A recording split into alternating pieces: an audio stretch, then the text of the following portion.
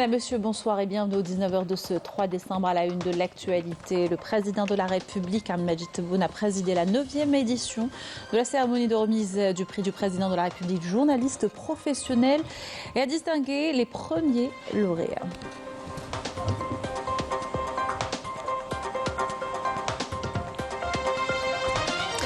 Des mesures au profit de la presse nationale et son évolution décidée par le chef de l'État comme une forme de soutien indirect. Les détails tout à l'heure.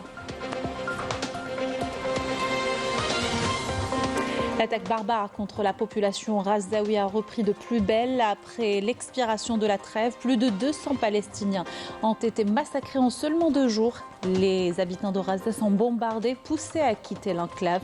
Nous ferons le point dans cette édition.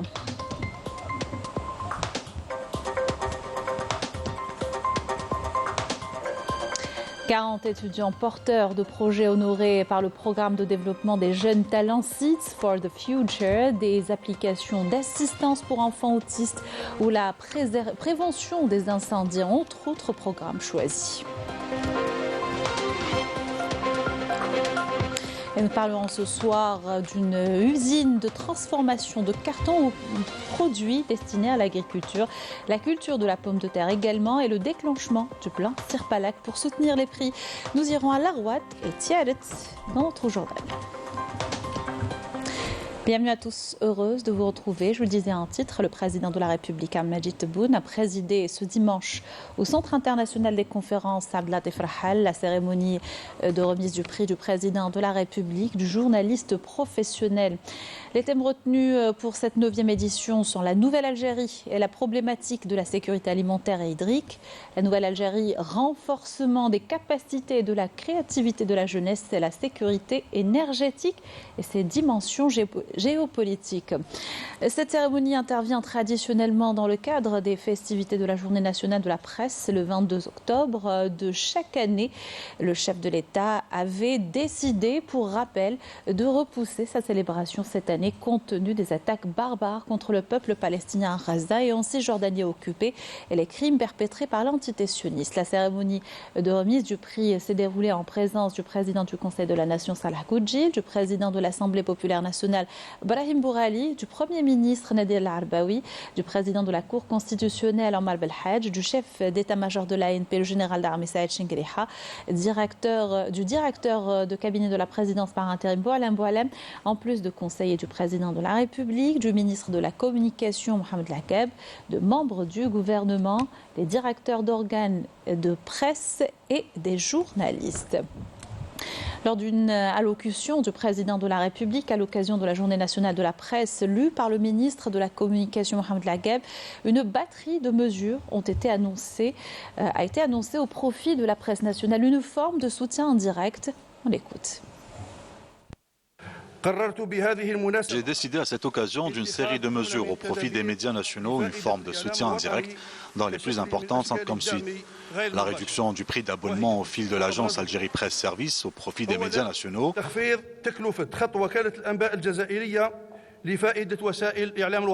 La réduction de la taxe sur la valeur ajoutée, le taux et les mesures y afférentes devant être fixés dans le projet de loi de finances complémentaire.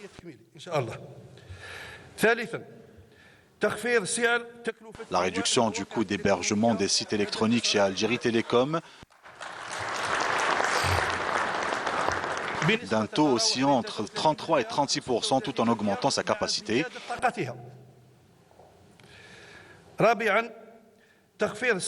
La réduction des loyers au niveau de la maison de la presse.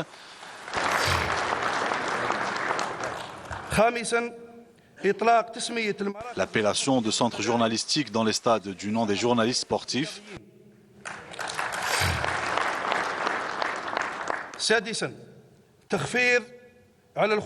La réduction des billets d'avion d'Air Algérie au profit des journalistes sportifs chargés de la couverture des compétitions africaines.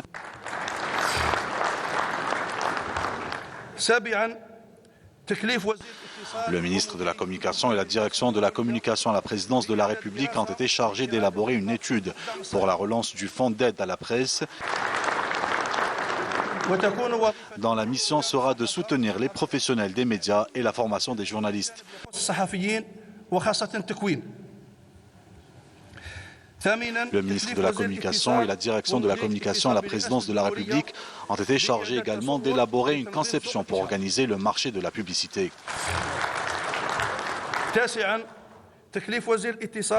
Le ministre de la Communication a été chargé de trouver une solution définitive au logement de sécurité à Sidi Fradj.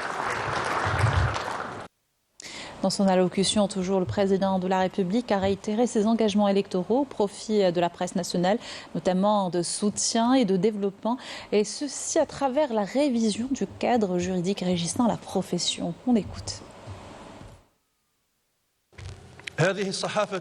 Je me suis engagé devant les médias durant la campagne pour les présidentielles du 12 décembre 2019 à veiller à les soutenir et à les promouvoir. Et l'engagement d'un homme libre, comme vous le savez, est une dette dont il doit s'acquitter. Nous avons élaboré à cet effet la loi sur l'information parue au journal officiel en août dernier, mais aussi les lois relatives à la presse écrite et électronique et à l'activité audiovisuelle adoptées il y a quelques jours par les deux chambres du Parlement, parues aujourd'hui au journal officiel. Elles sont donc effectives. Les textes d'application de ces lois paraîtront très prochainement et avec ça, nous aurons achevé l'élaboration du système juridique régulant les médias.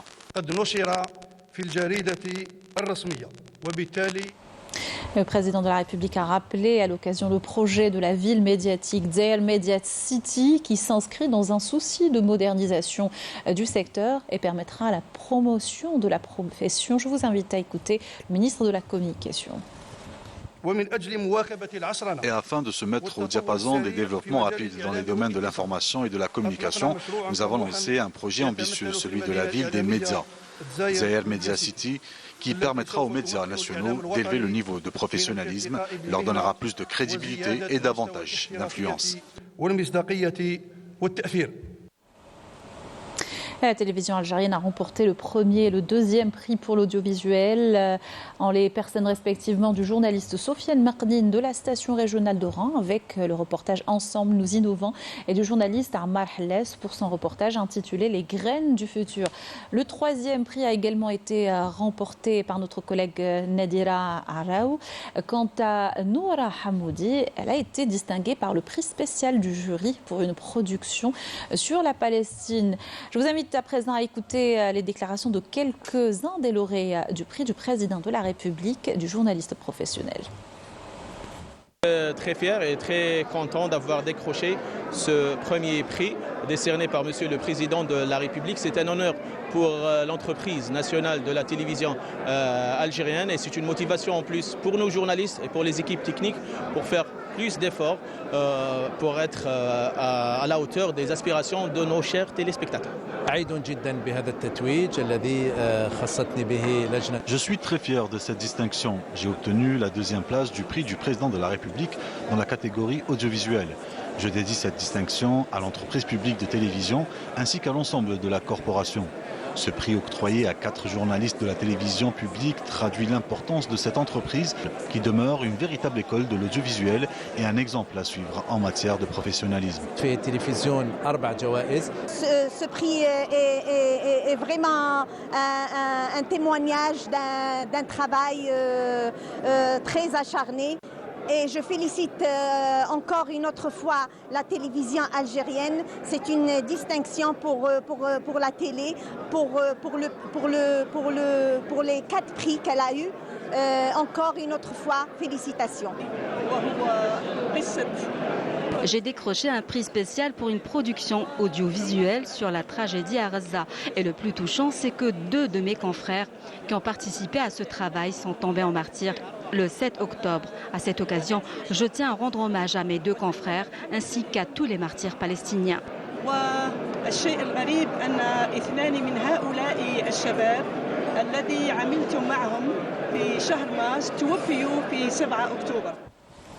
Propos recueillis par Amel Bouakba lors de la cérémonie de remise du prix du président de la République du journaliste professionnel. Et dans le même sillage, publication dans le dernier numéro du journal officiel de la loi relative à la presse écrite et électronique et celle relative à l'activité audiovisuelle. Les 2 lois consacrent les principes de la liberté d'expression conformément aux dispositions de la Constitution et les engagements du président de la République pour la construction d'une presse organisée et forte et l'évolution des pratiques professionnelles dans le pays. et les journalistes dont le travail est plus que jamais essentiel à Gaza et en Palestine. Il s'agit des seules sources d'information et de documentation de ce qui se passe dans la région. Ils sont aujourd'hui menacés, ciblés et massacrés. Pas moins de 73 journalistes ont été tués depuis le 7 octobre par l'entité sioniste et 2 journalistes ont été tués ce matin dans le sud du Liban, toujours par l'entité sioniste. Et l'attaque barbare contre la population razaoui a repris de plus belle ce week-end. Plus de 200 Palestiniens ont été massacrés en seulement 2 jours. Le nombre des victimes de la sauvagerie sioniste dépasse désormais les 15 000 Palestiniens tués, dont 6 000 sont des enfants depuis le 7 octobre dernier. 400 cibles ont été touchées ces dernières 24 heures à Gaza, dont une majorité sont dans le sud de l'enclave. L'entité sioniste ne cache plus son but de pousser les Palestiniens à quitter le territoire. 1 million d'entre eux sont déplacés vers les frontières sud de cette enclave. Amalie Siridir pour les détails. La deuxième phase de l'offensive sioniste sur la bande de Gaza a bel et bien commencé. Les forces de l'occupation se déploient le long de la frontière orientale, menant des bombardements visant principalement les tours résidentielles et les terres agricoles. Cette escalade a déjà entraîné la perte de dizaines de vies, des dizaines de blessés et de nombreuses personnes demeurant piégées sous les décombres, dans une situation critique en attente de secours. J'ai perdu ma maison, j'étais allongée sur mon lit. J'étais vraiment malade. Soudain, le toit s'est effondré sur ma tête. Plus de 70% des victimes sont des femmes et des enfants. Les Gazaouis, confrontés à des ressources limitées, tentent courageusement de secourir ces vies vulnérables ensevelies sous les décombres. Une scène tragique qui se reproduit à chaque bombardement. Tout ciblage d'une maison signifie que les maisons environnantes subissent des dommages, sans oublier les déplacements des personnes qui ne sont pas épargnées. Ces frappes font partie d'une série d'attaques intensives menées par les forces de l'entité sioniste dans le nord, le centre et le sud de la bande de Gaza et ne cessent de se poursuivre, forçant les Gazaouis à se déplacer vers Rafah, à l'extrême sud de l'enclave. Il s'agit de la deuxième phase d'un plan de déplacement forcé marqué par des frappes de missiles et un siège qui affecte tous les aspects de la vie. Les forces d'occupation sionistes visent à remplacer le déplacement interne par une migration. Tout le monde converge vers Rafah. Cela signifie qu'il y a des objectifs politiques derrière le déplacement du peuple palestinien, loin des intentions déclarées. Le peuple palestinien, qui n'a pas plus cher que son attachement à sa terre, subit quotidiennement les pires exactions pour le pousser à quitter sa terre. Des actes en totale infraction de la légalité internationale. Et les Palestiniens subissent la barbarie sioniste en Cisjordanie occupée également. Le nombre des interpellations a atteint les 3480 depuis le 7 octobre. L'occupant sioniste accentue et accélère la colonisation. 100 millions d'euros ont été d'ailleurs alloués à la construction de plus de colonies illégales et à encourager la migration vers ces terres spoliées aux Palestiniens. Mariam Damis. Au moment où les Gazaouis subissent les pires atrocités, les colons sionistes s'approprient les terres et maisons des Palestiniens, ce qui aggrave encore la crise humanitaire déjà critique dans la région.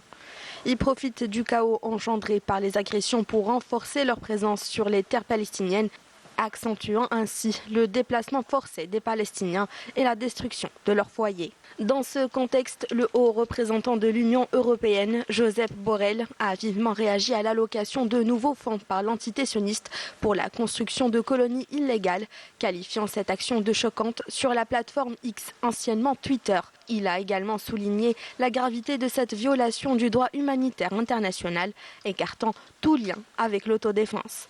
Selon les médias locaux, l'entité sioniste envisage d'augmenter le budget du ministère des colonies de plus de 100 millions d'euros, y compris des fonds pour encourager la migration des sionistes vers de nouvelles colonies.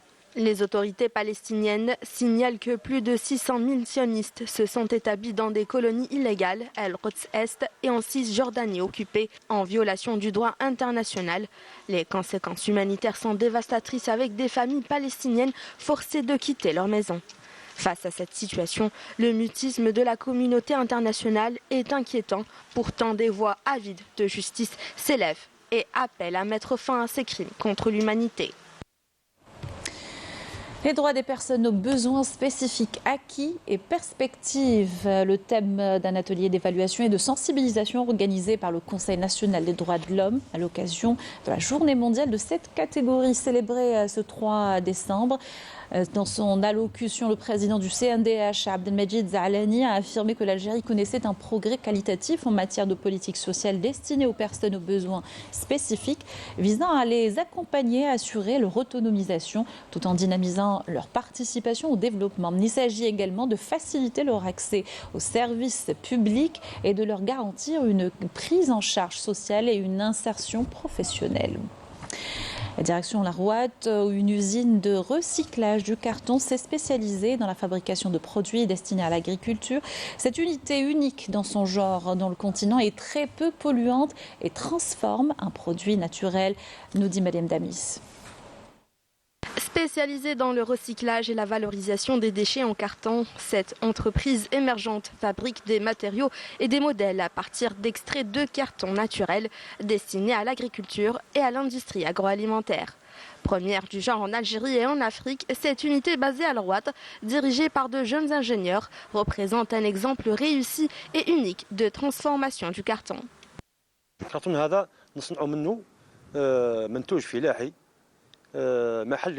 Nous fabriquons un produit local à usage agricole à partir du carton recyclé, le premier dans son genre en Afrique.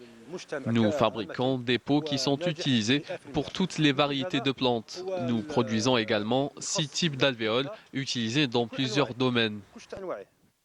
Cette unité de recyclage de carton recourt à des concepts de recherche pointus pour la fabrication de contenants verts utilisés dans l'agriculture et dans l'économie des eaux, destinés à l'irrigation, pouvant booster considérablement l'économie locale.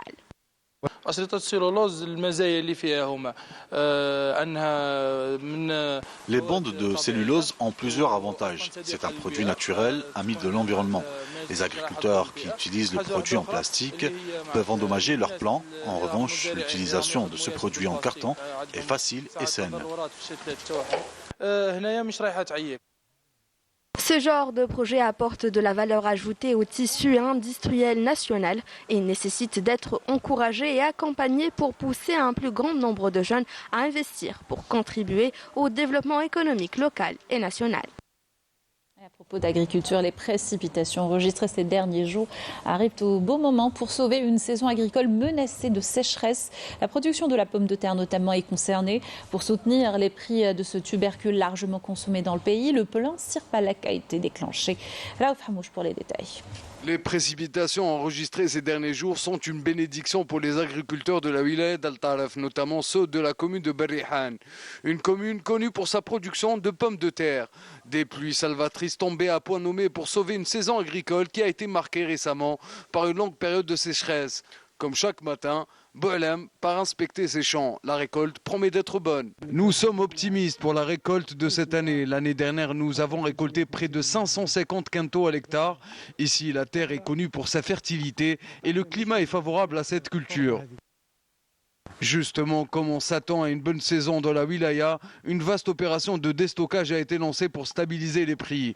Plusieurs quintaux de ce tubercule, très apprécié par les Algériens, ont été déstockés pour alimenter les marchés de gros et de détail de la région. En août dernier, la production de la pomme de terre a été acheminée dans des unités de conservation et de stockage avec une quantité avoisinant les 1590 tonnes, et ce en application du programme de la Société nationale Figo-Médite. L'objectif est clair, permettre aux consommateurs de l'acheter à un prix raisonnable tout en évitant la spéculation. Des efforts importants sont consentis par le gouvernement pour accompagner les agriculteurs et leur permettre de doubler leur production. L'opération de déstockage de la pomme de terre se poursuivra dans les prochains jours, une mesure qui permettra de stabiliser les prix de ce produit de large consommation. L'impact de l'intelligence artificielle générative sur la vie sociale et économique, sujet d'un séminaire international ce dimanche organisé par l'Académie algérienne des sciences et des technologies. Les experts nationaux et internationaux ont débattu du rôle de l'intelligence artificielle dans le renforcement de la recherche scientifique et des voies et moyens d'en tirer profit dans divers domaines. Et cette triste nouvelle, décès du journaliste sportif de la radio nationale Jamal Boukarcha, notre collègue et confrère qui a également collaboré avec Canal Algérie pendant plusieurs années, s'est éteint à l'âge de 67 ans des suites d'une longue maladie. L'homme aux 13 Coupes d'Afrique des Nations de football a consacré toute sa carrière à la chaîne 3 en tant que reporter et animateur de plusieurs émissions sportives et matchs de football et d'autres disciplines omnisports, notamment le cyclisme avec le Tour d'Algérie et la boxe. Connu pour sa grande expérience et sa générosité, Jamal Boukarcha a marqué les ondes nationales par sa bonne humeur contagieuse et son salut particulier. Pour l'équipe algérienne, l'élégance, balle au pied Belloumi et Hamdani. Hamdani qui va changer carrément la balle sur un de ses coéquipiers. Alors on va faire circuler cette balle très lentement. Belloumi avec ses feintes. La talonnade n'a pas été très bien. Hamdani qui tente la frappe. Le défunt sera inhumé demain après la prière d'Ad-Dohr au cimetière d'Al-Madaniya. Hier à Tolède, en Espagne, de la 47e conférence de la coordination européenne pour le soutien et la solidarité avec le peuple sahraoui, l'organisation d'un référendum au Sahara occidental et garantir le respect des droits de l'homme dans le territoire occupé, entre autres points contenus dans la déclaration finale. Yannis Saïd Belkacem. La déclaration finale de la 47e conférence de la coordination européenne pour le soutien et la solidarité avec le peuple sahraoui a réaffirmé le soutien à la lutte du peuple sahraoui pour l'autodétermination et l'indépendance. La déclaration finale demande également à la mission des Nations Unies pour l'organisation d'un référendum au Sahara occidental de garantir le respect des droits de l'homme dans les territoires sahraouis occupés et au Maroc, la libération immédiate des prisonniers tout en permettant aux observateurs et organisations internationales d'entrer dans le territoire. La déclaration finale de cette réunion à laquelle ont pris part plus de 300 participants met l'accent sur l'importance de développer une stratégie de communication pour briser le blocus de l'information et des médias concernant le Sahara occidental, en particulier dans les territoires occupés, et réaffirmer le droit au peuple sahraoui à l'autodétermination. Par ailleurs, la 47e conférence de l'OCOCO salue la position de principe et le soutien indéfectible de l'Algérie à la lutte du peuple sahraoui tout en appréciant sa participation remarquable et son apport dans le succès des travaux de cette conférence. Il faut souligner le rôle important que joue l'Algérie et son peuple dans le soutien à la cause sahraoui. La déclaration finale appelle également les Nations Unies et le Conseil de sécurité à assumer leurs responsabilités pour la tenue du référendum d'autodétermination pour l'indépendance du Sahara occidental et à mettre fin à l'occupation marocaine. Sport, pour finir, et football, le SM Alger s'est imposé cet après-midi en Afrique du Sud devant l'équipe de Super Sport United. 2-0 pour un match, une rencontre pour le compte de la deuxième journée de la phase de groupe de la Coupe de la Confédération africaine. Le club algérois comptabilise 6 points en 2 matchs joués et se maintient ainsi seul à la première place de son groupe, le groupe A.